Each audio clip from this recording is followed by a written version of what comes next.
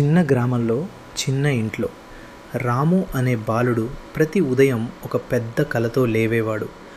అమ్మ చేతి వంట, నాన్న ప్రేమ, ఇవే రాముకి అతిపెద్ద బలం. పేదరికం ఉన్న వారి ఇంట్లో ప్రేమ మాత్రం ఎప్పుడూ ఎక్కువగానే ఉండేది. గ్రామంలో కొందరు నవ్వినా రాముని కలల్ని నాన్న ఎప్పుడూ నమ్మేవాడు. పనిచేస్తూ జీవితం నేర్పిన ప్రతి పాఠాన్ని రాము జాగ్రత్తగా నేర్చుకుంటూ ఎదిగాడు. చిన్న దీపం వెలుతురులో చదివిన ఆ రాత్రులు అతని భవిష్యత్తును వెలిగించాయి. కొన్ని పుస్తకాలు మాత్రమే ఉన్న రాముని కలలు మాత్రం చాలా పెద్దవి. నాన్నతో కలిసి పనిచేస్తూ కష్టపడి సాధించడమే నిజమైన విజయమని తెలుసుకున్నాడు.